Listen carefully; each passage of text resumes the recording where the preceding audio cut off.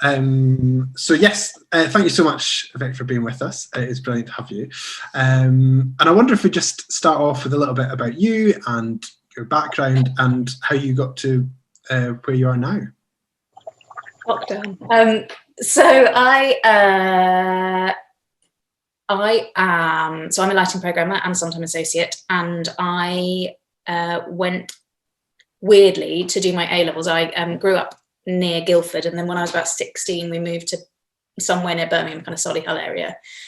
And when it came to doing my A-levels, I was going to stay at the school that I was at and do a performing arts thing, and there were 2 other people who wanted to do performing arts, and I couldn't really work out, and I was a bit disappointed. I didn't know how we'd ever actually make any work or put any shows on with 3 of us and a teacher I didn't really have much respect for. And one of our deputy heads, who was my head of year, his wife worked for a further education college in Stratford-upon-Avon, and he said, I think you should just go there. Like, it's a pain to get there. The bus is an hour and a half each way, but the course is really good and I think you'd enjoy it. So I, under my own steam, went, did an interview, came home and said to my mum and dad that I was going to go to this college, which they knew nothing about. And my dad, bless him, to his eternal credit, said, so just talk me through the A-levels you want to do. And I said, well, it's drama, theatre studies, English literature and media studies. And he went, no, I don't think it is. How about we talk about media studies for law, and then maybe you can go. So I did a law A-level, which I did very badly at.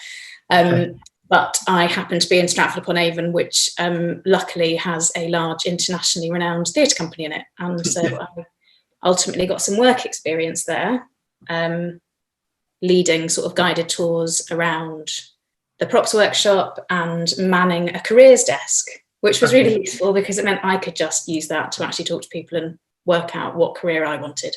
Because at that stage I thought I wanted to maybe be a performer, but I had embarrassingly fallen in love with the technical chap from the college. So pretended that I sort of liked stage management and lighting. And then it turned out actually I was kind of good at it. So I deferred my university place. I was going to do stage management at Welsh College, and I deferred that for a year and got work doing changeovers and follow spot at the RSC and the Swan Theatre, Wayne Dowdeswell gave me some work. And I started earning money and thought, this is good. Maybe I could keep doing this. And so I did, and I didn't go to university in the end. And I just stayed at the RSC, and I got more and more work, and I moved from the Swan to the main house. And they then decided that they should have a programming department, and I became part of that. And then they shut the theatres down to redevelop them, and I took redundancy and did the RSC's London residency, which sort of gave me a bit of money in my back pocket and a job and an excuse to be in London. And that was about 15 years ago, and I've never gone back. And from there, because of the contacts that I'd made and the people that I'd worked with and sort of been put in front of at the RSC, I got freelance work. And now here I am, 20 years into a career, which sort of seems to have almost entirely happened by accident. I keep saying I have absolutely no ambition. I'm just really lucky that I work with a lot of people who do, and they drag me along for the ride, which is very exciting. But I mean, like, let's not put it down. I mean, you've done some hell of a shows. Like, I mean, I don't know. I was going to do like a little bio thing, and then I was like, no, you can tell us some of your highlights, because I mean, there are some impressive things there. There are some really impressive things, and I am eternally grateful, and say this all the time to various people, Peter Mumford in particular, who, when I left the RSC, I went to work for Complicité, who was a company that I had known since I was about 15, 16, and had gone to see Mnemonic at the National, and was just blown away by the storytelling, the complexity, the technical kind of wizardry that I saw on stage. It was absolutely phenomenal, and I really wanted to work for them. And one of my last shows at the RSC was with Paul Anderson, and he was their regular lighting designer, and he said, well, if you're leaving, we've got a new show. Do you want to come and be part of making that? And I was beside myself, so excited. Went along to do it, and it was one of those cases of don't meet your heroes. The reality of it was not what my imagining of it had been. So it was slightly disappointing, and I left under a bit of a cloud with the producer telling me that I'd never work in theatre again, which was a pretty big thing for someone aged whatever I was, 24 maybe. First time out of a full-time job, slightly terrified, having a row with a producer in the middle of the Theatre Royal in Plymouth. Yeah. And then ultimately not doing the show. And I ended up, through a friend of a friend, getting a job on a tour for Peter Mumford, who I had met at the RSC. So he knew who I was. I hadn't toured with anyone other than the RSC, which was a very kind of protected environment. So I went out and did this show, and Peter then sort of became my champion. And very early on in our time together, he said, one day I will get you to Broadway. And I was like, yeah, whatever. And the shows sort of came, and then they were tentatively, and then they disappeared. And then there was another one, and then it didn't happen. And then in 2013, 15, don't remember, he got the call to do King Kong in Australia, which was then ultimately going to go to New York. So we went to Australia for 4 months to make this unbelievable show with a budget of $40 million and a tech period of 3 months. It was absolutely bonkers. And then ultimately it was a bit rubbish and didn't go to New York. And that was a bit disappointing. Yeah. And then 2 years ago, it did go to New York with a brand new kind of creative team. So new director, new choreographer. We got rid of the video designer, but the set designer, the lighting designer, and the sound designer stayed the same. And so I did eventually get to go to New York, and I did a show on Broadway at the Broadway, and it was an enormous flop. Yeah. Wow. And that doesn't matter, because I got to go and do a 48 session tech and 18 preview, open a show in New York, and have all of the kind of the nonsense that goes along with that, and see from the other side the thing that I'd sort of dreamed about for 20 years, to go be part of the kind of New York scene. Yeah. And did I mean, obviously I appreciate the show wasn't a huge success, but the actual process, I mean, was it sort of what you dreamed of? Was it as exciting as you'd hoped? It was exciting. It was absolutely not what I had expected. I had, in my head, I had built up that the way that they did it in New York was going to be the absolute pinnacle. And there were bits of it that were brilliant, and there were bits of it that were so unbelievably rubbish that I can't even articulate it. And I think there's a happy medium somewhere in between how we do it and how they do it. Okay. But because they have so much money, and we were meant to start the tech with no costumes. Okay. And we'd get costumes after about 2.5 weeks. And the director and I, who I'd worked with quite a few times, Drew McConey, we were sort of looking at each other across the table going, we've got 48 sessions of tech. Why don't we just do it twice? And they were like, there's no way we'll get through it even once, let alone twice.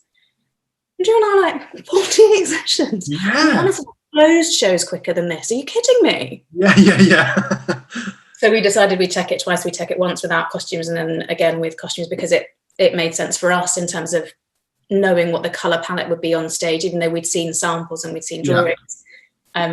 Nothing is the same as actually having the real thing. And it meant that the dressers were able to kind of do a sort of theoretical tech of where all the quick changes would happen, and then they were able to do it for real. So we ended up, by the time we got the show in front of an audience, technically we were where we thought we needed to be.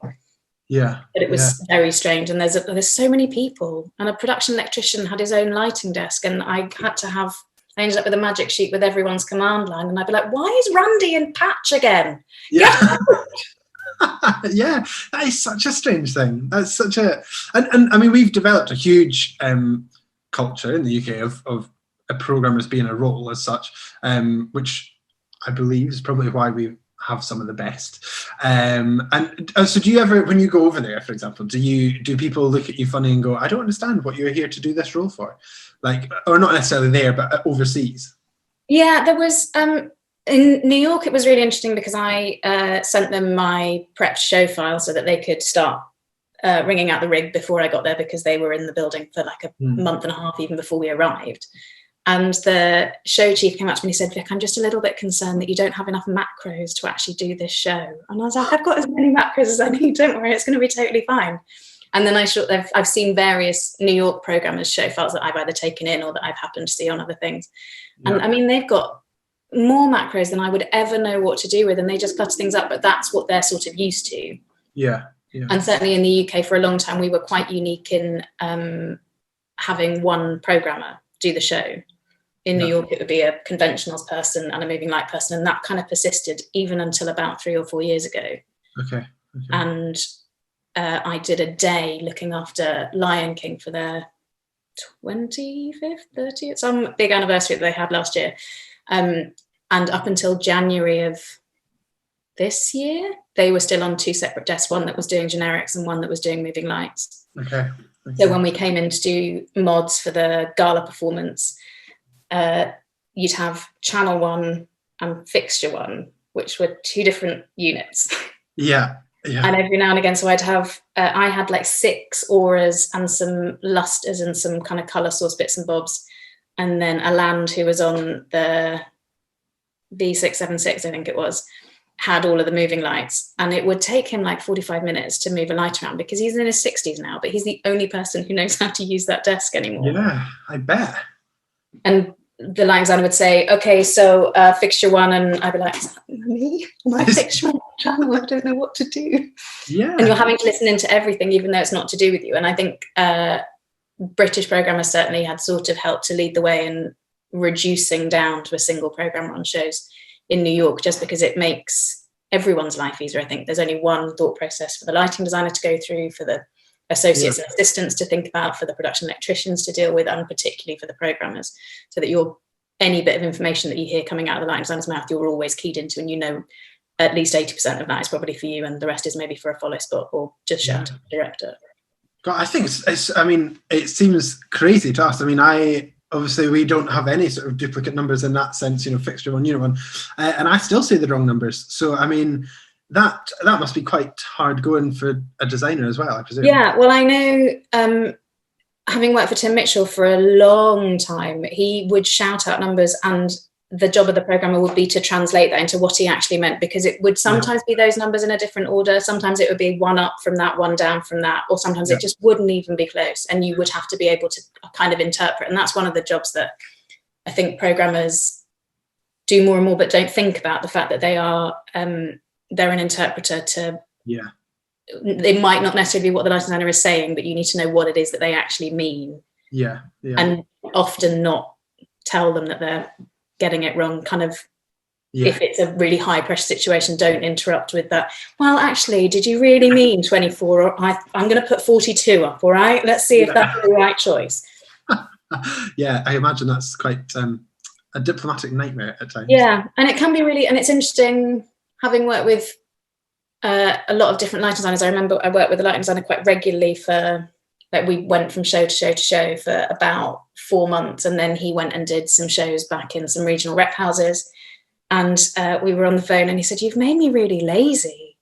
I realised that I don't learn my own channel numbers anymore, because I just go, can we have that one? And you know exactly which one I mean, and you bring it up." And then having to go back to work with slightly less experienced programmers, or people potentially who don't get their fingers on the desk very often. He'd forgotten sort of how to talk someone through that, the kind of all the syntax that you need, trying to key his brain into lighting it and working out how to kind of shape the show file as well, had sort of abandoned him, which I was really proud of, but he was devastated by, because it sort of meant that his process took longer and longer and longer. But that's great for you. That's a little unique selling point there. Keep people subscribed to Vic Brennan. That's I mean, it is a really useful thing. But I do. It's interesting having lit one show in my life, not as an associate, but as an actual lighting designer. It was really interesting the moments where I would sit there and turn to my programmer and go, "Well," and he'd look at me and go, "Well, you haven't said anything for about 5 minutes." And I was like, "Oh, I've just thought some really good things. Don't say any of them out loud." Oh man! And was that ever the dream though? Was the dream ever to do design, or have you always enjoyed what you do? The dream wasn't even to do lighting. The dream was to be an actor, weirdly, or to be a stage manager. No, I don't really. I'm completely in awe of what lighting designers do. I think it is phenomenal. But whatever that bit is in lighting designers' brains, I do not have it. When those were being given out, I was a bit bored and paying attention to something else. And I really like, Peter Mumford refers to me often as an editor, so I really like the fact that I can be part of the shaping of the work, but I wouldn't want to be the first person with a chisel on it, because I will make bad choices. If you teach me the rules or the restrictions within which we can make the work, I can absolutely be part of that. But I can't be the person that builds that framework in the first place. I would never. Luckily, the show that I lit was a co-light with somebody else, and they had designed it was a seasons rig for somewhere as well. So the bare bones of the thing had already been created, and I was just kind of fleshing it out, and that was about as far as I would be prepared to go, because the constant asking to, can we have a new idea? No, that's not right. Can we have another idea? No, that looks too red. What else have you got? And I'm like, I'm out. I'm so out of ideas. I'm so tired and I can't think.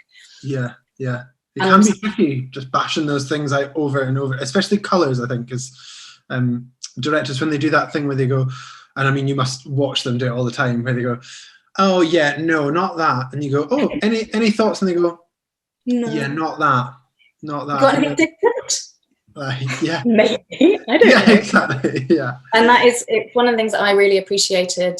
There were two things that I found really interesting about being a lighting designer. One was the sort of isolation that goes along with it, that you are the only person who is there as your champion, because directors, designers, choreographers, costume designers, they're really keen to come and tell you what they don't like, but it's rare that they will come and tell you, oh, that's perfect. Yes, more of that. That's really good.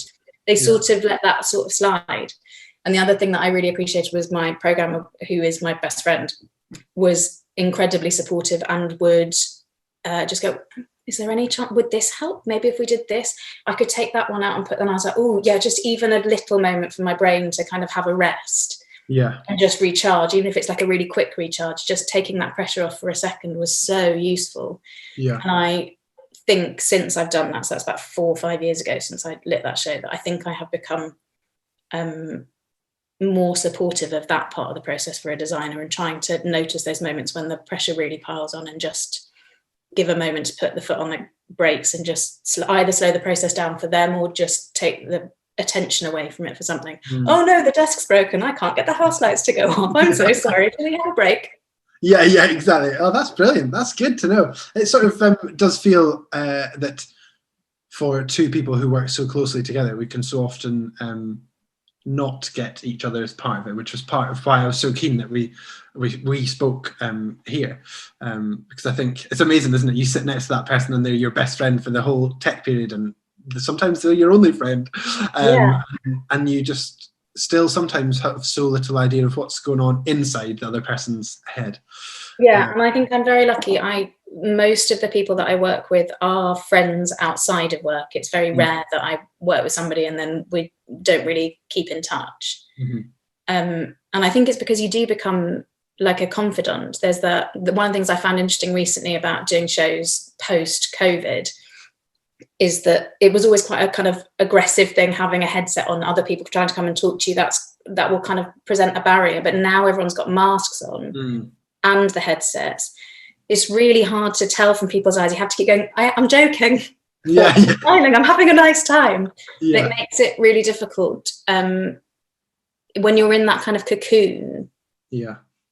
For other people to kind of be part of that, or to help take some of the burden, even if they're in your team, like the production electrician or potentially the assistant or the associate, because the programmer and the lighting designer are constantly back and forth with ideas or questions or instructions, anyone else trying to kind of get into that. It can be really hard and quite alienating for them, I think, which is one of the reasons I think in the UK it's become more and more common for programmers to step up to be associates, because they sort of fulfill not necessarily the kind of the technical drawing side of it whilst in tech, but they are certainly the kind of the foil for the ideas, and they know so much about the process of how the work has been put together.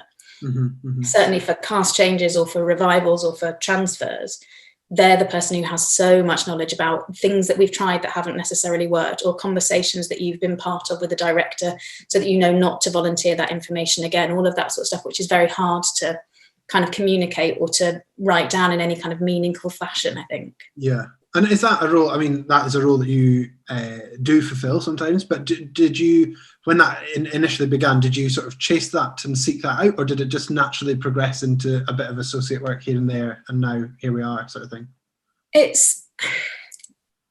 That's a tricky one to answer, I think, partly because I, along with probably a lot of programmers, but we're not also good at admitting it, I think I have quite a lot of insecurities about what I do, mainly because I never see anybody else doing my job.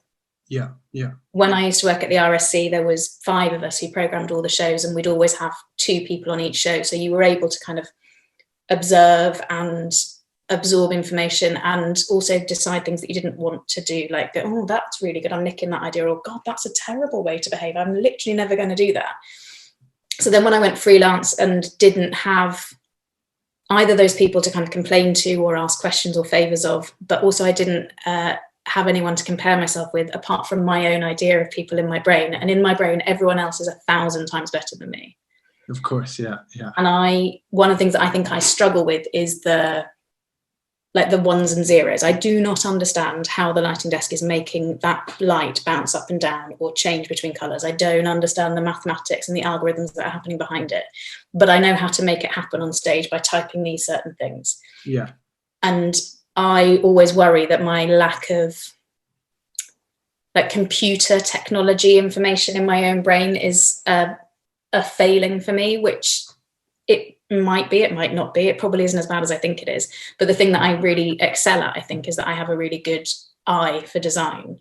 And so that would be the thing that I would try and push. I try and distract people from the things that I wasn't so good at by making them focus, or kind of, it was like misdirection. Please look at this thing while I really struggle to do this thing. And that's, I think, one of the reasons that the associate thing came up, because I, certainly for Peter Mumford, who I was almost the sole programmer for a long time, I would be able to, when he wasn't available, if he was on another job, he was always very busy, I would be able to kind of look after, and because of the trust he put in me, that meant that the rest of the creative team also had faith in me, which was really useful. And I then sort of by accident suddenly realised that I was the associate on a lot of shows. Yeah.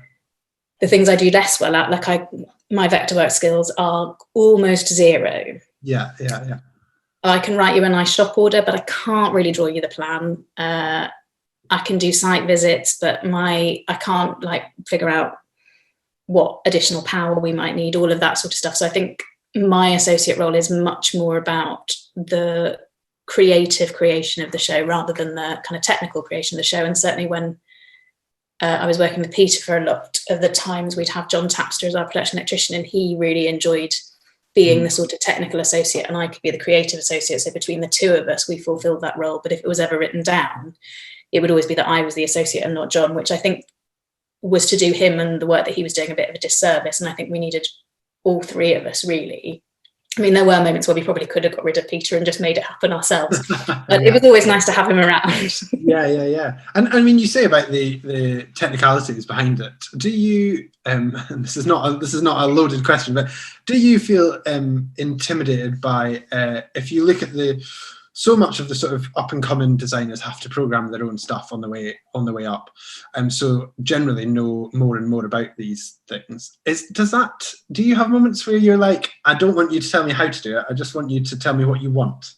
Yeah, there are moments like that, and I think I work less and less for the people who really want to tell me what buttons to push. But it's interesting because Howard Hudson is up in Manchester programming Rent for himself at the moment, and I get at least one text today saying, how do I do this? And I was like, well, you get a programmer first. Secondly, you can text me, and that's fine. And I think what I find more frustrating about the people who've come up programming their own shows is the speed with which they expect a tech to move. Yeah. I think they get frustrated because they can't just think and do it. Yeah. The process of having to say it out loud, for that to have to get into my ears and into my brain, and then for me to do it. I think I'm a very fast and quite efficient programmer, but I can see people who have program shows themselves getting frustrated very quickly. Yeah. Because of just the natural lag.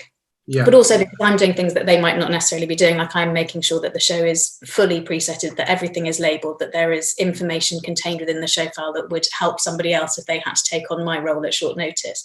Yeah. And if you're programming your own show and it's only going to happen once in the Arcola, for instance, it doesn't really matter. Let's just get the fucking thing on. Let's do as much as we can. Yeah. And it'll be over in 4 weeks anyway. So we're not really going to have to worry about the future life of this. And if we do, we're probably going to make it again because it'll be different kit in a different space. Yeah. And I might have somebody who's able to program for me. So I think that's the tricky thing for me, is that I am I'm sort of the conduit between the lighting designer, production electrician who are there to create the work, and I'm also making sure that I'm looking after the people who have to maintain the work. The operators, the chiefs in the venues, and then anybody else, maybe me, could be somebody else who then will have to revive the show if it was to transfer at a later date. Trying to make sure that all of that information is in a robust form, I think, is one of the roles that I really, really enjoy doing, and I kind of relish in that. But I think that the process of me making sure that all of that information is kind of noted down at the moment at which it's made, which is the most important, because going back and trying to remember, right, so channel 42 is pointing over there in Q7, but I don't have a label on Q7, and I don't have a label on the preset 42. So what is that meant to be? It does inevitably, like, sort of choke the process a little bit for the lighting designer, I think. I think I've got very quick at that, and like touch typing and being able to look at the stage and listen to somebody whilst typing and making sure that I'm able to do the next thing that they're saying has become really useful. But that's the thing, rather than the technology, I think it's the speed and the me protecting their work, which I don't think is as clear, or as it doesn't feel important to them at the time when they've got a director and a stage manager going, we're just waiting for lighting. And I mean, on a similar note, are there annoying habits that you get from designers in terms of like the way that they communicate that, or little sort of back and forth that you just go, please stop doing that, that's really not helpful? Well, there's really simple things. Please and thank you go a long way, and people forget that. Within like one day, that can entirely disappear from a person's vocabulary. And when you're being given several instructions per minute, and by the end of let's say an 11-hour day, when all you've done is listen to somebody giving you over and over again different instructions, but no please and no thank you, that will start to grind you down. Certainly it grinds me down. And it's such a simple thing, it costs nobody anything, it doesn't really waste time, but I think it really benefits the mood on comms and the mood in the room. And that goes for everybody, directors, designers, production electricians, follow spot operators, the whole shebang. Just kind of politeness and a touch of humanity. The other thing, and I had this conversation with James Farncombe and Bruno Poet, and we did a little rehearsal for their podcast. And when I get in the building, like, I do an awful lot of prep before I get there, but when I get in the building, the thing that I have not been able to prep is the actual lighting rig. So I normally take about between 4 hours and a day commissioning the rig. So going through and making sure that everything is patched as I expect it, that the gobos that I think are in everything are in the right order, that the colours are correct, that the scrollers are right, that everything, when I pan it to the left, they all actually move to the left, all of that sort of stuff. But often the lighting designer will be on site, and I'll be trying, like, I'll be halfway through and I'll put something and they go, oh, well, that's interesting, what's that? And I'm like, oh, please let me get to the end. Not ready. That might be a broken light, I don't know yet. Yeah. God. Yeah, and that's really hard, and I totally understand. It's such an exciting thing for the lighting designer to actually see, oh my God, the rig works. Oh my God, that light actually sees the thing that I thought it would see in WYSIWYG. This is such great news. And they do get carried away and get overexcited. But my fear always is that if I don't actually have a rig that I am confident in, that I am potentially mis-selling them something that looks like it's a virtue, but actually when we work out that that's because the light is broken and I cannot replicate that amazing thing that they saw, that I'm going to be the one that feels like I've let them down, and potentially that like upsets the relationship a little bit. Yeah. And I mean, in terms of that, sort of on a similar note, what is the prep for you pre-venue, and like obviously that's when you sort of arrive, but what do you have to do in advance of getting to a venue? So I, partly because I'm a nerd and I really, really love theatre, so I will go and see loads of shows as well as working on loads of shows. But as soon as I find out I'm working on a piece, I will first of all Wikipedia it, see what it is. If it's a play, I will read the play. If it's based on a film, I will watch the film. If it's a musical, I will listen to the soundtrack every single day until I really hate it. Yeah. Just so I get an idea of what it is, what the work is that we're making. I'll get a lighting plan from the lighting designer, and I will hopefully get some sort of patch documentation from the production electrician. I'll have a chat with the stage management team and I'll ask them for a list of scene names just so that I can start to key myself into the kind of the vocabulary that the team are using about the show, so that I know what we're referring to things as. If there's a shortcut for something, just that I know when someone mentions that I should be looking at this part of the world of the piece. Then I have a basic show file that has like 6 basic cues, a handful of beam palettes, some color palettes and some macros, and I'll patch the show based on a variety of documentation. I could get an Excel spreadsheet with some random information for how to plug up an AVO rack, which is painful to read, but it's information. Or I might get a light right, which would be really useful.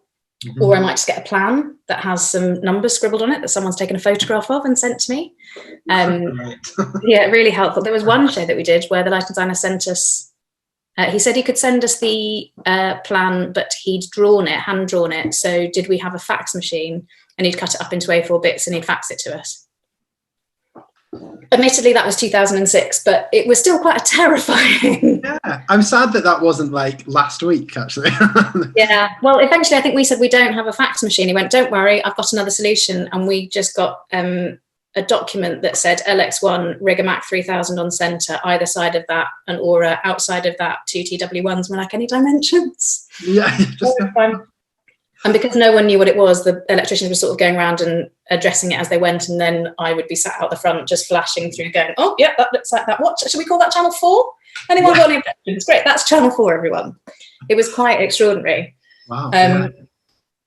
So then I'll do the patch. I'll draw a magic sheet normally based on the lighting plan. It would never be something that anyone should ever rig anything from, but it means that I get to see all of the information on the screen in front of me. In the old days, I used to sit with the lighting plan for a couple of days and just memorize what everything was called and where it was. But luckily now I don't have to do that and I can go to the pub more often. Yeah. I will set out a list of presets. So with the scene title, so I have a sort of like a geographical location. When we make presets, I can put them in a sensible place so then I can helpfully find them later on. In the old days when we were on 500 series, you just make them all in a sequential order. So trying to find something after preview 4 was next to impossible because you just couldn't figure out whether scene 1 was group 75 or 175 or 3. So having something like that is really useful for me. And it also, all of this then means that the information is constantly going through my head. So I've got, I feel like I'm up to speed with what the show is. I'll also try and get to a run through so I can see what is awaiting me, what's around the corner. And I'll make any pixel maps or macros that might seem like they'll be useful. Anything that means that we can quickly get ourselves out of trouble. So a basic toolkit so that the light designer isn't having to wait for me to. So I'll have basic effects. So things that have like a red rippling over a background color or a blue stabbing over a background color and some basic kind of circles and intensity pulses and stuff, just so that we've got something to work from. They won't be the thing that we end up really using in the show, but they're a basic kind of bedrock for me to start pulling from so that I'm not having to generate new content all the time. And it's much easier to make a pixel map in advance of being on site than to suddenly go, oh, we're going to need a pixel map tomorrow, aren't we? Right, okay. And that's going to take me a couple of hours. So yeah. And I mean, if you talk about the magic sheets for a second, I mean, what I'm going to say this very bluntly, but you'll know I don't mean it as, but what's the point of a magic sheet for you? What do you get out of having that in front of you? So for me, in fact, I could show you. I might have a couple of pictures. Let's see. Because I think there's a lot of, certainly I've done the rounds at a few drama schools, and there's it's very interesting to hear people's opinions of what should be on a magic sheet and what shouldn't. Yeah, I can imagine. Am I allowed to share my screen? Please do. Great. So let's have a little look here. So what we're looking at here, this is a John Clark magic sheet from Turn of the Screw that we did at Regent's Park in 2018, apparently. So for John, he puts everything, he groups everything into systems, and that means that he uses this sort of structure for every single show that he works on. So it doesn't matter what the layout of the rig is. He knows that he's going to have his cross light at certain points. He's going to have his moving lights in one area of the screen. So his moving lights are these. Oh, no. It's gone well. So his moving lights are these bits over here. Yeah. So you can see their intensity. You can see the position that they're in, what colour they're in. And then he's got his practicals and things, and then the haze. And then here is my magic sheet for exactly the same show. And my magic sheet is more useful for me and I think for the crew. So it's exactly the same information. The thing in the middle was that there was a greenhouse structure that had LED throughout these kind of various uprights and cross pieces. Yeah. But for me, having this information in a more kind of graphical layout is much more useful for me to be able to see what's on, for me to be able to explain to a crew. If there's a light out, I can easily zoom in on an area, say it's on this boom over here, that's where you need to be going, which is less easy to do on John's. Yeah. It also means that if there's a lamp out or something behaving in a strange way when they're operating the show, they'll be able to more easily locate its location within the stage picture than if they were looking at John's. But for John's, it's so much quicker. John would not be able to look at mine and understand what the hell the lighting was meant to be doing. Yeah. But looking at his one, because he's grouped things by systems, he'll know that if the whole of that system is on and there's one light out, like, I think we've missed a unit there. Whereas I wouldn't necessarily be able to see the Lee 200 cross light, which ends up, in these locations and this location somewhere over here as well. Yeah. That's slightly more. Sorry, no, go on, sorry. No, carry on. I was just going to say, who makes John's magic sheet? Does he make it himself, or is that you?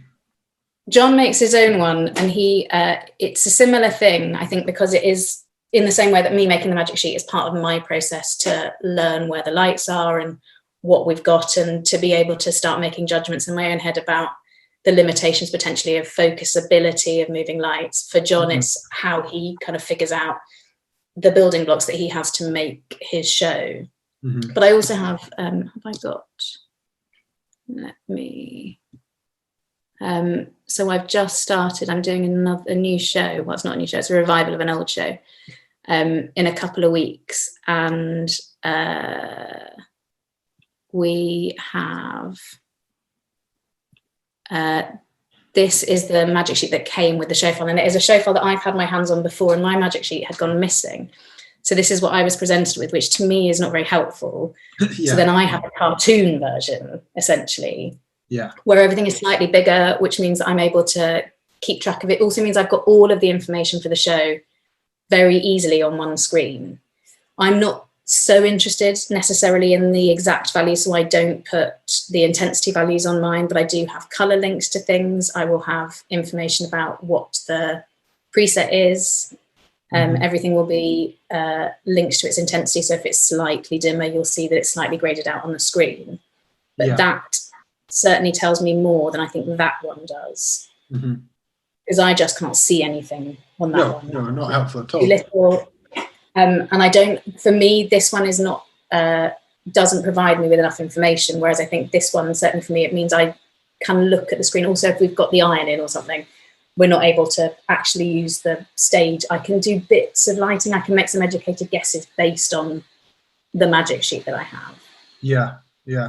And do you find that, do you do a similar thing with like very complicated set LX? I mean, when you've got like thousands of bulbs, it can be hard when you can't see it in front of you. Do you sit and make all that for them? Yeah, I do. And it one of the new things that's come out with the latest software from E2C, the 3.0 augmented software, is that you can now import. So there are certain things, like I've had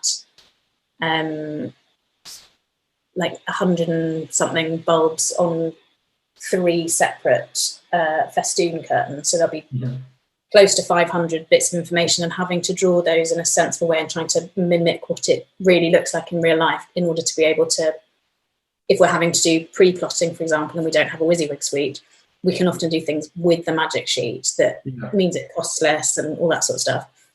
But it is time consuming. And for that, I'm not really that fussed about the exact location of one of the 502 channels. I just sort of need to have it there. So actually being able to import something from Vectorworks would be so much more straightforward at that point. rather than me, because an awful lot of the time people seem to think that me drawing the rig again is double handling the information, whereas actually that's part of me learning about the show. That's very much part of my process. I'm less fussed about, particularly if it's things like enormous amounts of practice, if we're never going to discuss them on a channel by channel basis and the designer's just going to say, can I have all of the uprights, or can I have every 12th bulb? No one's ever going to know which channel 572 is. So let's just have something that is, and even the production electricians aren't going to give a monkeys about it. If they want to, they can zoom in on that information. And it's kind of useful as well. It means that there's less bits of paper to lose. So there's always an up-to-date, hopefully, copy of the rig plan on the desk. Yeah. And the other thing about that is effects. I mean, you must deal with such a range of abilities to describe effects, because that seems to be one of the biggest stumbling blocks, is how to describe what you want. Do you have any tips on the best way to talk to a programmer about that, or is it just how it comes out? It's really, really difficult. And I, even when people can describe it really perfectly, there have been moments where I've said to an actor, I'm not being aggressive in any way. Please, can you just come and hit some buttons to see if you can make it do what you want it to do? Because I'm trying everything and I have no way of finding out what it is that either I'm doing wrong or that the desk doesn't understand. And we've had many conversations with ETC who are brilliant actually at talking to their end users and listening to their grievances and their ideas and the real world examples of how they're using their equipment and the shortcomings therein. So I sat in 2 meetings, one in London and one in New York, where we sat for 3 hours in each meeting and talked about effects and how to make them better. And just trying to make 7 programmers agree how to make it work was next to impossible. You then raise it up and you invite a lighting designer to join in, and we're going to be there for weeks and we're never going to be able to find the solution. And it is really hard. And I think it will keep getting better. I think I've got better. There's a brilliant video on YouTube, and I wish I could remember the name of it, but it's about busking on an EOS, which is not something that many people enjoy doing, but there are events at Jazz at Lincoln Centre where they don't do any pre-lighting. They just they feel it each night, which is lovely for them, but terrifying if you're on an EOS. And he was like, just make some basic effects. Like, you don't need a red and green effect. Have green as your colour in the queue and pop a red effect over the background. Why are you making 57 different effects that swap between red and another colour? You're really making work for yourself. So my process then became much quicker once I'd made it simpler for me, because actually a lot of the times we overcomplicate the effects. I can get by with, I've got a base library of maybe 40 effects that I can manipulate to make an approximation of what a lighting designer wants, and they are almost all absolute effects. Because that's the easiest thing for me to manipulate, for me to be able to translate what a lighting designer needs, making absolute anything outside of that, like a linear or a step-based, the precision and control that you have as a programmer is much, much harder to deal with at that point. So if a lighting designer is trying to make something very specific, linear effects can be really painful for that. But they're a really quick solution to get you somewhere. But the problem is finding the time to go back and refine those. If you don't think you're going to have the time to refine it, you kind of need to be doing it at once. But my heart sinks every time a lighting designer says, right, so we're going to make an effect. So tea break? Pub break. And do you end up calling them sort of things that you recognize in the desk, or things that like the lighting designer has said? Like, I'm terrible for saying things like, I just want like a little fizzy thing, and then the programmer goes, right, I'm going to label that fizzy, so you know, Rory, it's effect 3, you know that. And I'm like, okay, great. Do you label things for you, or so people can refer to it? I mean, I'm a bit of a bugger, and I have rows with people about this a lot, and I have tried very hard, and I think it will happen eventually, to get ETC to make additional columns, because I think it would be useful to have the label that makes sense to me, the label that makes sense to the lighting designer, the label that makes sense to the operator, because those are 3 very different things potentially. in order to communicate the information that is required by each of those 3 individuals. Yeah. And particularly with the board operator, that individual might be 17 different individuals over the course of a run. Yeah. So I do try and label things, and I will have like square brackets for things that are useful for somebody else, and the main body of the text will be things that are useful for me. I would love for there to be more columns to make it more user-friendly and for us to be able to contain more of the kind of thought process of what this thing was meant to be originally, particularly the longer shows go on. Like if I have to go back and do King Kong ever again, it's now 2 years out of my brain. There'll be so much stuff in that show file that I'll just look at and go, what were we thinking? What is this even meant to be? Yeah, I can imagine. And it's so much better now than it used to be, because actually in the past, like, we didn't really document shows. Everything was sort of passed down in a kind of oral tradition. This is what the focus of this light would be. Well, does anyone want to take a photo or draw a picture? No, okay, fine. Yeah. Whereas now, I can't imagine leaving a show that I hadn't done a comprehensive focus plot on, that I hadn't done a stamp of, so at least I knew where the cues were meant to go. I hadn't written a document to explain to an operator how to get themselves out of the crap if it were to happen. Yeah. And does that fall to you? Obviously, this is tricky because it's sort of an associate and programmer sort of thing, but where does the responsibility of things like stamp land in terms of who's responsible for it? Or is it all a big blurred line? It's a really blurred line. It's interesting because in the UK, we often don't have any money to have anybody apart from the lighting designer and the programmer. Yeah. And probably a production electrician, but we might lose them after the first preview, and all of that process is still going to have to carry on, is often more important even than when we're in tech.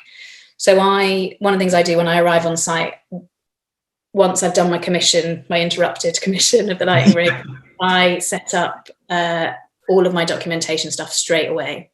So I'll have a Cat5 feed from the lighting network into my computer. I'll set up my camcorder so that I can be stamping everything from the moment we start getting cast on stage.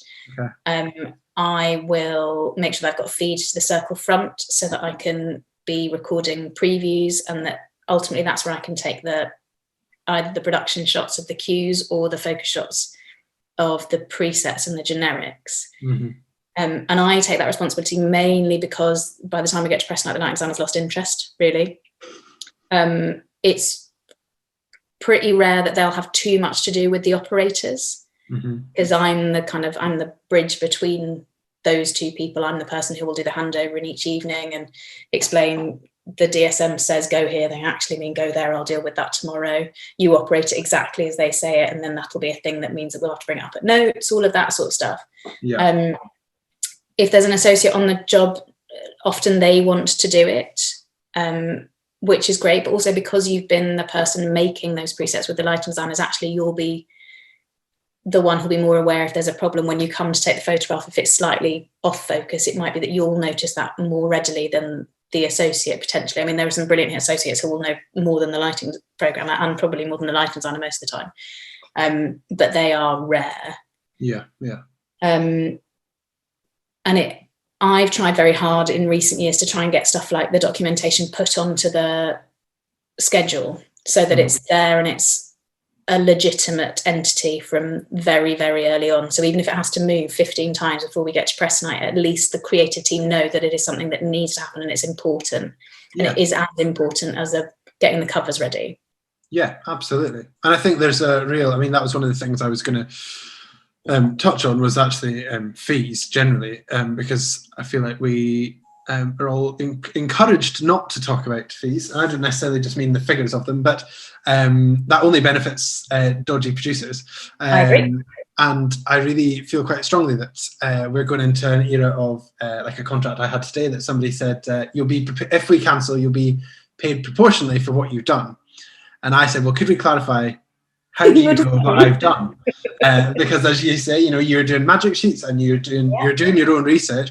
There's documentation. There's so many things not considered. Do you ever find, do those things ever come up when somebody goes, I couldn't possibly pay you that? Do you turn around and say, well, hold on, you are getting more than just buttons, as it were, in the most derogatory way that they often do? I think I'm very lucky that I have been doing this for long enough that I know most of the people who are coming at me with, and they wouldn't fucking dare. Yeah. have made a real point over the last few years. There have been a couple of crusades that I've had. One is to make sure that we get paid for our prep, which a lot of people were doing for free, because you're the person who looks like a dick if you arrive and you can't actually make the lighting desk work and you can't talk to the lights and you haven't got any of the information at your fingertips. So it's a self-preservation thing. But if we're doing it, we should be paid for it, even if the lighting designer isn't sat with us, or the production electrician isn't on our heels, or the production manager thinks we're watching Homes Under the Hammer. I might be watching Homes Under the Hammer, but I have got my laptop in front of me and I am it doesn't happen by magic that I arrive on site and I have all of this stuff within the lighting desk that just works. Yeah. I also have sort of made, there's been a tricky thing over the last few years, certainly as long as I've been programming freelance, so that's nearly 16 years. Yeah. Because we're such a disparate bunch of people and we never really see each other. I'm lucky that my best friend also happens to be a programmer. So we chat and I can always bounce ideas off him and go, I've had this weird conversation with somebody. Can I just check with you whether you think that's acceptable? So about 4 years ago, I set up a little, what I've referred to as the labour exchange. Yeah. So there's a gang of maybe 8 or 10 of us who program at the kind of the top end, and I've just made a little spreadsheet that we can pop our daily rate on for the shows that we do, who we negotiated that with, how many days prep we were given, if we were accommodated, if it was a job that was away from home. Particularly, it's really difficult for programmers who don't live in London. It is always assumed that everybody who works in theatre just happens to live about 4 steps away from Covent Garden. Yeah. And it's difficult for people to get their accommodation paid for, which means it's very hard if you don't live in London to try and kind of break through, which I think is incredibly unfair. But I think because people have, in the same way that they have with prep, kind of kept their mouth shut about it for fear of being labelled difficult or antagonistic, it means that the problems have sort of persisted, but no one's been willing to ask for it to change. So part of the reason of having the spreadsheet was that if somebody had a difficult negotiation with a production manager, they'd be able to reference the spreadsheet and go, I can see that on your last show for this same producer, you actually paid them this amount of money. So I think if we could just get it up to that, that would be really useful. And it makes sense. I'm aware that there is a sliding scale of fees. And certainly I work for smaller companies and I am prepared to do it for less money because I am aware that their budgets are smaller. But if it's a large show, then I expect to be paid for my work, and I am not interested in doing it for a fee. I am interested in knowing how much a day of my time is worth to that show, because there may come a point, particularly in the current environment, where I am not able to do that job. And if I'm going to find somebody else to fill in for me, I need to know how much they're going to get for a day. I can't say, well, I've done it for a fee and however many days I do, it'll just, get less and less. I want to know, this is how much I'm worth to you. This is how much another person doing this role would be worth to you. Yeah. And it can tell quite a lot, can't it, about whether you want to get involved in the first place, depending on how much they value you, I feel. Yeah, very, very much so. And I think it is, it's disappointing to me when I learn that producers are taking advantage of other people, because I don't really care that much anymore. I've been doing it too long. In particular, it was very strange going back to work after the lockdown had happened, and I went back to do a show that I didn't really care about, which was Sleepless, a musical romance. And I hadn't really been that fussed about it before we shut down, and I really wasn't that fussed about putting myself potentially in danger to go back to work. It didn't feel like that was the show to risk it on. So I wasn't prepared to do it for any less, and I was happy to walk away, and I felt like on principle, and they were like, no, we'll pay you the same amount. And I was like, oh, damn it. Damn. Come back. Very annoying. Yeah, absolutely. I was actually very impressed by them at that point, because I do worry now that there will be an awful lot of people who are very desperate to get back to work and who will do it for less money than we have in the past, just for the feeling of being valuable to people again in terms of their professionalism. But I think that we are still as good as we were when this stopped, and if people can't afford to do the shows, they probably shouldn't do the shows. Yeah, I agree. I think it's it seems really obvious, doesn't it? If you can't afford to do it, then don't. But and if we jump back to tech for a second, do you ever get stressed anymore? Yes. Every single day. We just so the next job that I did after Sleepless, we did a live broadcast of Romantics Anonymous for Emma Rice's company, Wise Children. Yeah. It was a show that we'd already done. It had been made at the Globe as Emma's last show in 2017. And we were reviving it in Bristol in January to take it on a tour of the US.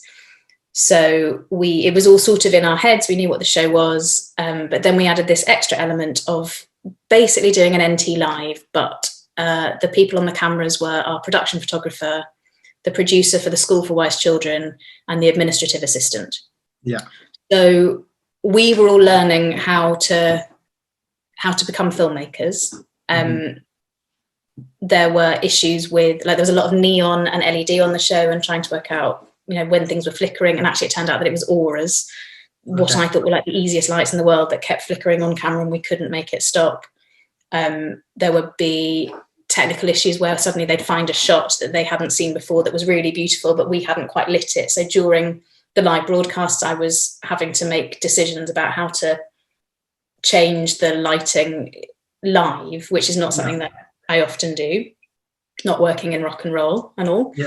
And we're going to do another one in a few weeks. We're going to do Flying Lovers of Vitebsk, again from Bristol, and I will be on the desk for that one. And I'll feel more confident, I think, to make more light-footed decisions. I'll feel like I can just keep kind of riffing with the person who's calling the camera shots, the person who's like framing up on stuff. I'll be able to sense more what they're doing, and I'll be able to be part of, like, it'll be like being a sound number one, like mixing the show live. I'll be able to sort of light the show live, which I did sort of have to do on the Romantics Anonymous press night in Bristol, where we lost most of the overhead rig halfway through Act 1. No. Which nobody noticed, apparently, whilst I was having to like live relight the show, going, and the actors coming on stage going, it feels very side-lighty this evening.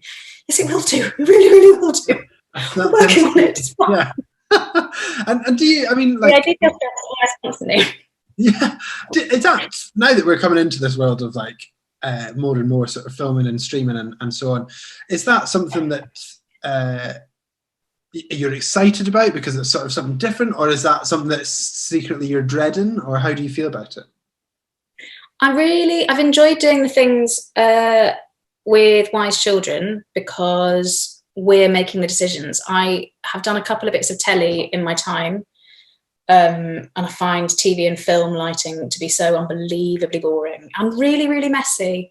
It ruins watching TV and film for me for about 4 weeks afterwards, because I'm aware that just out of shot, there'll be an electrician scratching their ass.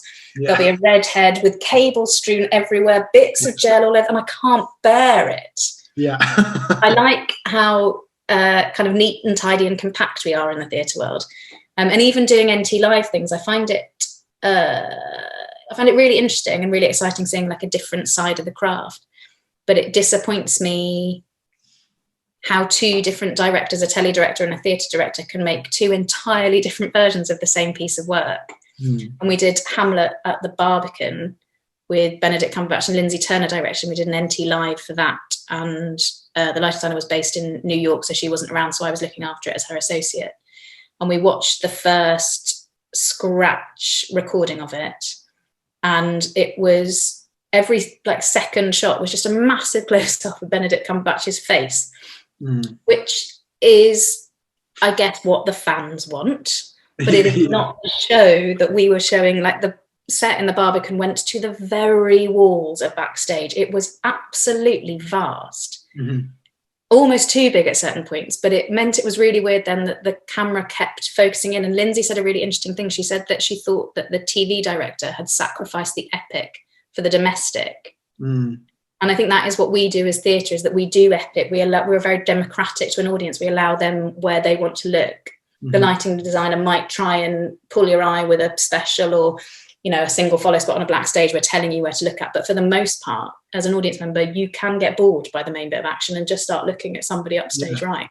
Yeah. And one of the things that's been interesting working with Emma, who is not a filmmaker, she is a theatre director and a very accomplished one, but she makes these worlds in the same way that Matthew Bourne does, really, with his dance, I think, where what somebody is doing upstage right is absolutely as important as the person who's speaking the words downstage. Yeah. And Em's been really good whilst we've been making Romantics, and I think the same thing will happen, although it's a smaller show with Flying Lovers, will be about pulling back and doing a wide shot. and allowing the audience the ability to see the whole world of what we're making, not just the faces. And I think that means that lighting becomes important again, because in telly and film, the thing that we do is done by an edit. And you feel quite impotent, I think, when you're doing your lighting. And certainly the shows look so awful for a live audience when you do those live things. Like the NT live audiences who come and sit and watch them, I'm like, please, can someone go out and explain to them that it's not meant to look like this? Yeah, it's very true. And I think sorry, go on. I've done a couple of CBeebies do a Christmas panto every year, and I've done a few of those. And Colin Grenfell lights them, and it's really hard. Our instinct is always to look at the stage, because that's what we do as theatre makers. And actually, I sort of need us to get bricked in and just be allowed to look at the monitor, because that's the thing that. And I keep saying things like, but I know that the people who are out there are, experiencing it live. And the telly people always go, yeah, but they're only going to remember what they watch on the telly. They're not going to remember it like this, because they're going to watch it 55 times with their kids. And that's going to be, they're going to imagine that that's what they saw live on stage when they watched it in the auditorium. And there is something true about that. But I think if it's going to become a hybrid thing, and certainly one of the conversations that we're having at Wise Children is that it will become a way to tour shows and have accessible performances where you're not always able to do a caption performance each week or a sign performance each week, or even for the course of the whole run, even one relaxed performance for patrons who feel uncomfortable in a normal theatrical situation. If we can do a hybrid where we film some of the shows live, but it does mean that that maybe compromises or makes you make different decisions about how you light and program the show, I think, in terms of having it look good for both audiences. And Howard Hudson was certainly saying he's struggling a bit with that in Manchester this week, because they're filming Rent, but they're doing it without the creative team there. So he's sort of having to make something that will work for the real audience and that he'll be happy with on screen. Because the other thing is that what telly people say is that theatre lasts one night and film lasts forever, which winds me up, but it is true. Yeah. I always feel like that about prior to all this, production shots. I used to get really funny, because it's always the first dress, isn't it? And you just think to yourself, well, listen, as sad as it is, what people come to see is a memory, but those photos that you Google in 10 years' time are still out there. And I think there's you'll have heard this conversation, but there's a theatre in London that's looking at doing sort of a live stream every night, but with an audience to their maximum capacity. And you think to yourself, like, oh my God, like, what does that become? Like, that's such a responsibility for everybody suddenly. And so it's really interesting. We really struggled on romantics, just with simple things, because when you see the set in the show in real life, it is surrounded by blackness and a void, and there's something very exciting about that. And it means that at the end of the show, two performers fly, and it does sort of look like they're floating in space, and you can see the wires, and we want you to see the wires, but the illusion is sort of enhanced by the fact that it's in black. But when you put that on camera, it's just a head sort of bobbing in space, and it's really disorientating if those shots linger for too long. And the thing about TV and film is that there is always context around that person, and we don't have that in theatre. And also the locations that they choose to put cameras, which is a location that an audience would never see the show from. We've never designed a show for anyone to be able to see into the stage left wing. And in almost every NT live or broadcasting that I've done, you're like, oh gosh. Please, can we take all of the tape off the front of the booms? Thank you. Yeah, absolutely. If we talk about tech, non broadcast tech, real tech. What is that like for you? Do you still get excited by it? I do. Yeah, I've sort of got over. For a long time, I used to get the fear that I wouldn't remember how to make a preset. And that all of those skills would desert me. And so after the first session, when I'd actually remembered how to do that, and I could like move a light around the stage and I could put a colour in it, I would feel fine. But those first sessions were always terrifying, and they are less terrifying. But they're not made easier by the fact, that we're one of my other little bugbears that I'm trying to change is the fact that we don't get to sit on a proper seat. Not only is it stressful, I'm in the dark, there's people shouting at me, there's people singing really loudly. There's a kick drum, which is really offensive, and they haven't quite EQ'd it properly. And I'm having to balance on the arm of a chair. It's like some sort of torture. but there's nothing like it. And I do between 10 and 25 texts a year. And people think I'm a masochist, but I love the pressure of it. I think it's being forced to make decisions right there, right then, can mean that you make the wrong decision sometimes, but I often think that the instinct is the right thing that people go with. Sarah Brown, I know, really enjoys doing late night sessions, just one-to-one with a light designer where everyone else has gone home. And I don't really enjoy those because I don't think we make any good decisions. Yeah. And I think we just sort of chat and we philosophize about, wouldn't it be lovely if, and actually, let's just make the decision and move on. Yeah. And when we come back to look at it, we'll work out if we made the right decision or not. But the instinct and the initial thought, I often think, is the best one. And I love the fact, particularly on some shows, like we'll start putting the set in on a Sunday, and often by the Thursday, we'll have made a world that we present to an audience, and they totally believe it. It's actual magic as far as I'm concerned, because they have no idea. I remember the first time I took my mum on stage at the old main house in Stratford at the RST, and she walked up from the auditorium. There were steps up to the stage, and she stood on stage and looked into the wing, and she was like, well, where's the rest of the set? And I said, what do you mean? She said, I just assumed it went all the way into the wings. And it absolutely ruined it for her that the set like had a really sharp line and that this massive kind of country house just stopped. She really assumed that it just kept going on forever and ever and ever. And I sort of love that the audience buy into that. And I love it when I go and see shows when I stop looking at the lights or the follow spotting or working out how they've made that transition happen so smoothly.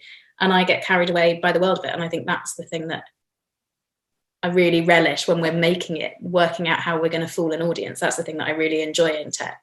Yeah. No, that's brilliant. Nathan's got a question here. It says, what is the biggest challenge of being a programmer? If you could pick one, and if you had a magic wand, what would you change within the role? Oh, gosh, that's an excellent question. I don't know if I have an answer. It's really hard. I think the thing that I found most difficult is that I thought that I would be the perfect programmer for absolutely every lighting designer, and that all they had to do was meet me and work with me, and that would be it.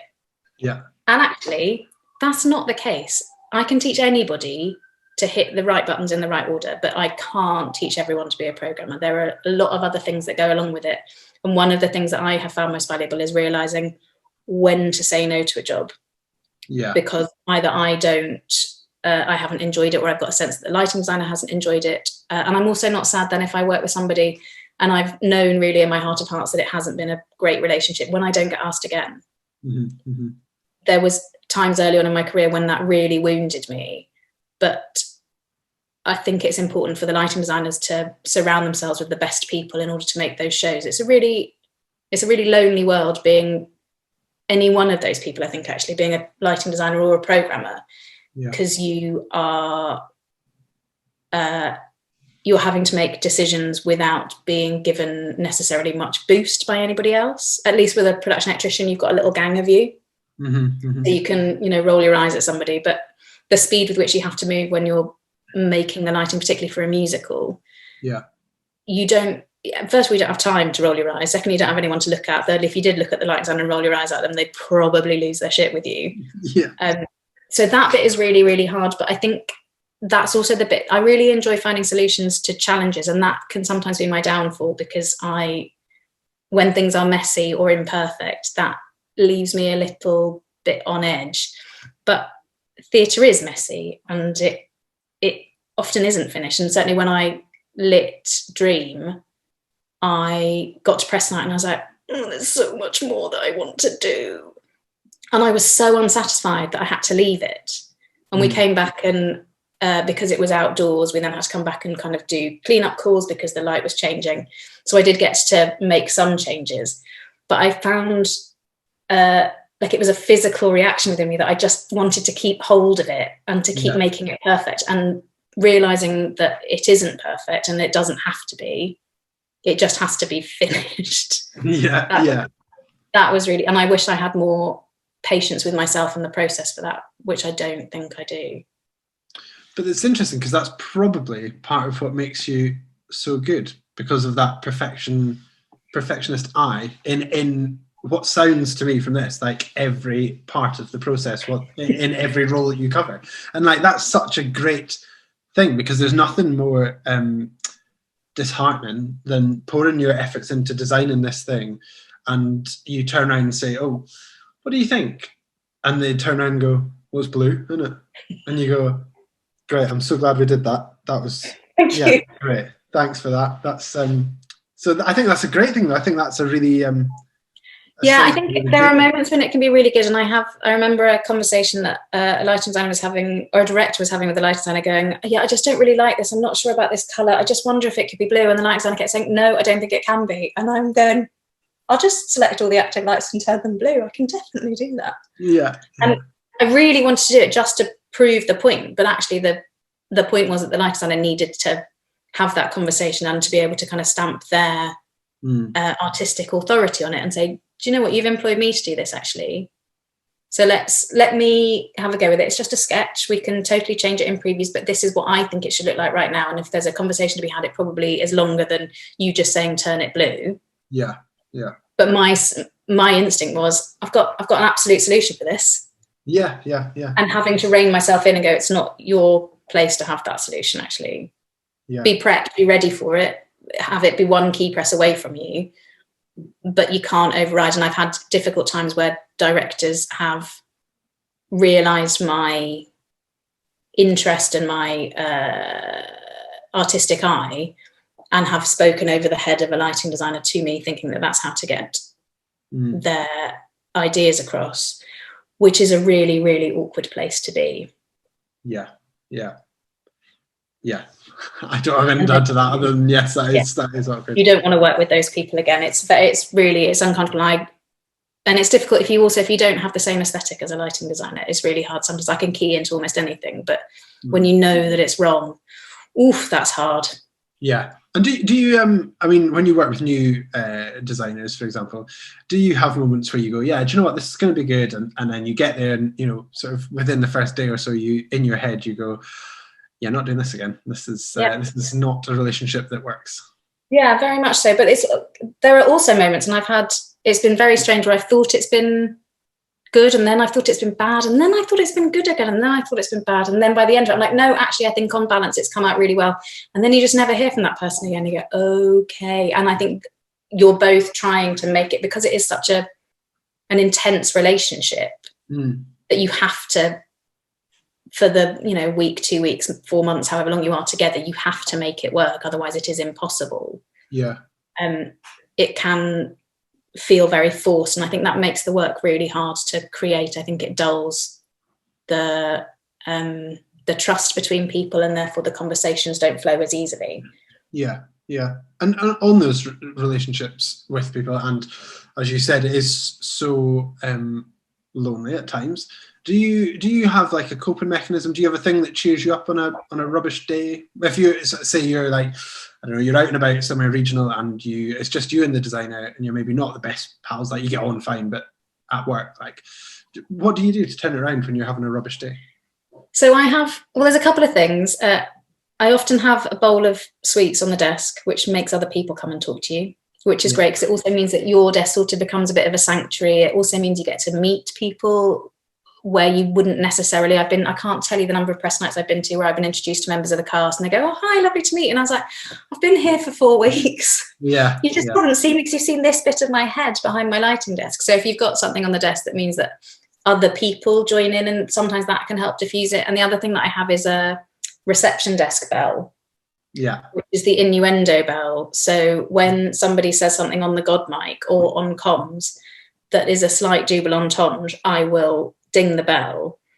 And instantly that people hear that bell, tensions are diffused, shoulders drop a little bit. People remember that, we're not doing open heart surgery, we are just making a play. And it can feel incredibly important, and the pressures that come on you, the fact the audience are coming in a day, oh my God. It's going to be fine. We're going to give them something to look at. It might not be perfect, but we've got previews, or we've got another day to fix the things that. But anyone who's worked with me, when we're in a pub, will end up slamming the table when someone does a double entendre, and you're like, oh, they work with Vic, they know about the bell. And the it's bell is, something. and I turn up to jobs and people go, why haven't you got the bell? And I was like, oh, I forgot to pack it. And it's become a thing that I now need to make sure I have with me on every job. Yeah. Yeah, I live with someone who works with you that I'll tell you about afterwards, that said to me, "You've got to ask about the bell. It's like the best thing." So if we look back now, right, you've come this far, you've done most of your learning has been sort of on the job, really. Do you think now, people who want to get into programming, do you think that training, that formal training, is essential, or do you think that they should do what you did and learn on the job, or what would your advice be at that point? It's really difficult because I think the RSC essentially gave me an apprenticeship, but it was never described as that. They paid me and I learnt from the people who'd worked there for a long time, and the lighting designers who came through the door and all that sort of stuff. And that's a risky thing for them to have done with a 18-year-old who had some A levels that weren't in anything technical. So I'm incredibly grateful, but I'm aware how rare and how unique that is. And I've also mentored at various drama schools, and I think it's becoming more and more important for people to have some sort of a qualification, if only to get contacts, to meet people, to find a network, to meet their peers, to know who is out there. I find the really narrow specialisms that the courses now sort of have to work within really difficult, because I think it means that you lose a broad view of how the industry works. I think it means that I think the drama schools feel obliged to tell people when they're leaving that they can be anything, because they paid an awful lot of money to be anything. But I learnt so much of the reasons that I think I'm good at what I do is because I was a follow spot operator for years and years, and I got to eavesdrop on conversations. Part of being a follow spot operator meant that I knew all the character names and I knew all the cast names, which is a thing that to this day still seems to astonish people, that I know who people are when they walk on the stage. Like, oh, have you met them? No, I've done my homework. I've got to know what that is. I also know from being doing load-ins and load-outs, I know how heavy a light is. I know that it's really annoying to de-rig a light, put it back up, and for it to still exhibit the same issue because the problem's at the desk end. So all of that stuff means that I'm always making sure that if there's an issue with a light, I exhaust every single possibility of what my fat fingers might have done to make this problem occur, rather than make some electricians come down, de-rig a light, really huff and puff about it, particularly now in COVID times where there's all the additional things that go along with that. But if I didn't know how heavy a light was, I probably wouldn't give a monkeys. I'd be like, yeah, well, just deal with that. I also know from, having hung out with friends that the wardrobe people are the people who start first in the day, finish last. They've often got the best suites. You are going to need to either borrow the washing machine on the tour or at least an iron on press night. So be nice to them. And all of that stuff, which I think is stuff that I've learned through doing, and that certainly contemporaries of mine who did do college courses sort of learned because they had to do 2 weeks as a wardrobe assistant, or they had to be like a sound number one. And I always know if I'm missing a bit of cable, for my computer, the people I need to go and talk to in the sound department, they've got all the weird computer cables. But I might not necessarily know that if I've just been sat learning how to program a Grand MA and an EOS. I think there's a lot to be learned from watching other people do it. If only to go, that's awful, I don't want to do it like that. Yeah, absolutely. You said there about fixtures. Another question that had come in was, sometimes designers have no choice with kit if it has to be in-house fixtures. But as a programmer, are there any fixtures that you dread to see on a plan?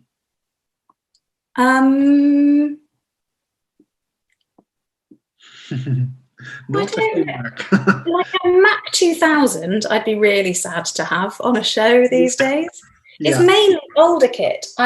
Or anything made by SGM. They're truly terrible. But we had to have loads of it when we were doing lighting at the Globe before we ruined that for everybody. All of the kit had to be waterproof, and I'd worked at Regent's Park, I have done for 10 years, and we've never really had waterproof kit. We just put it under some tarpaulin and it seems to be all right. But there was a real desire to have proper IP rated kit.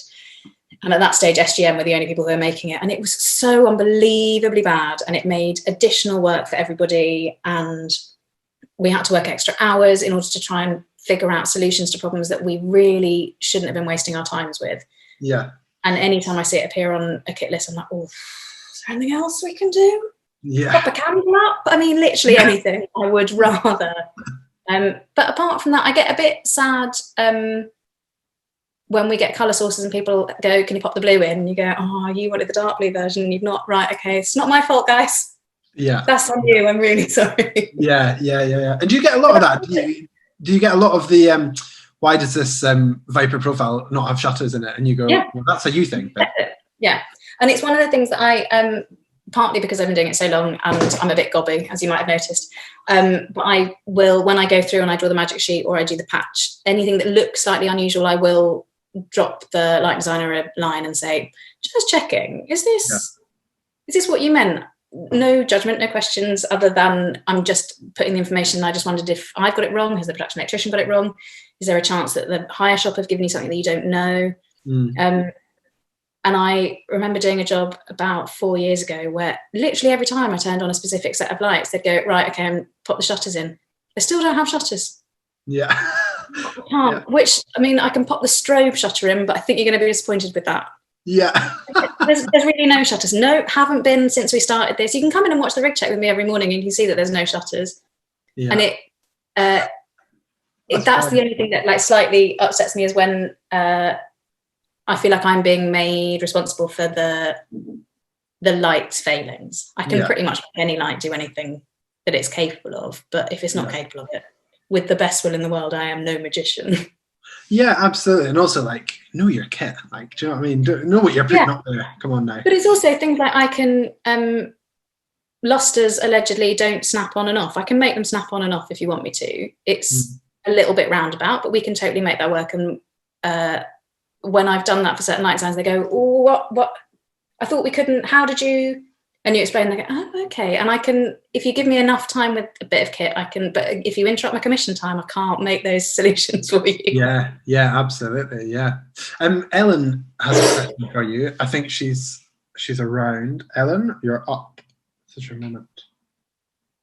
Hiya. So I'm someone who did go through a university degree, and I have done some things. I don't feel very confident. And someone who wants to improve programming skill, is there any books or is there any training that you'd recommend? I would say the best training is just to keep doing it. It's really, really boring, but anytime you can get your fingers on a lighting desk that's attached to a rig, it is so useful. Like, even if it's an hour, I used to say this when I was mentoring kids at drama schools, just keep playing with it. Keep doing your driving test, essentially. It's the thing that will really lose a lighting designer's confidence is when they say move that light to the left and you immediately move it to the right for the first 5 times. They're like, oh my God, this person knows nothing about the lighting desk.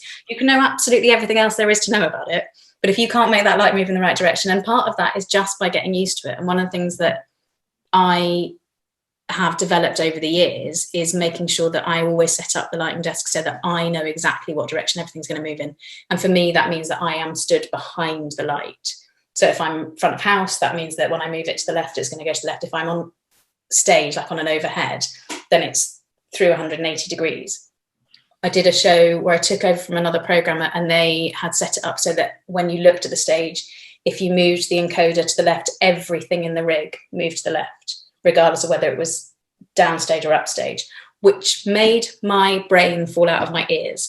But it made loads of sense for them. And it's a sort of rock and roll thing because everything sort of moves symmetrically. So they would never have to worry about things going in different directions. But it's about, I mean, ETC are really good in normal times, but getting down there and having a go with their wig suite, they're really happy for people to come in and spend some time. Their training programs are really good, led by other lighting programmers who understand the limitations and the frustrations that go along with using the lighting desk. And also, oftentimes, it's not you that's wrong, it's the lighting desk. The new software has thrown up so many problems that are really frustrating people. And for the most part, and I'm guilty of it myself, you just think, well, it's me that's doing it. It's not the desk. It can't be the desk.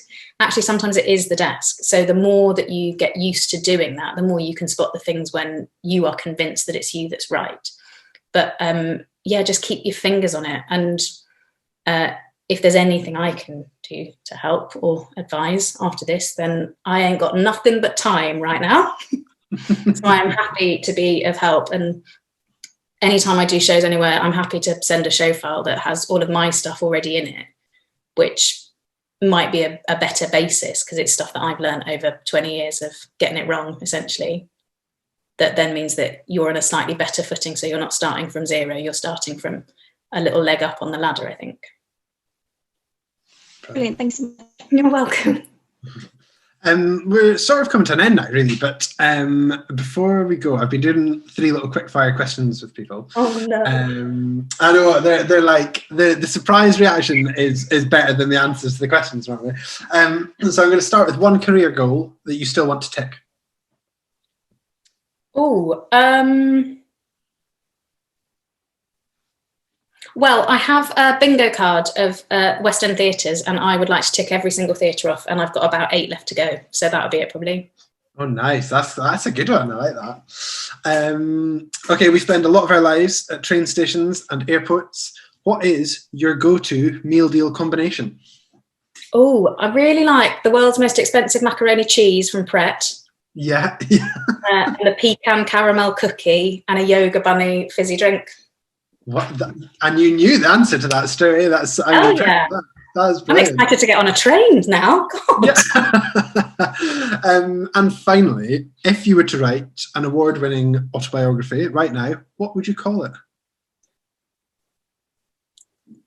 You don't have to like it to light it. Oh, that's good. I like it. That is brilliant.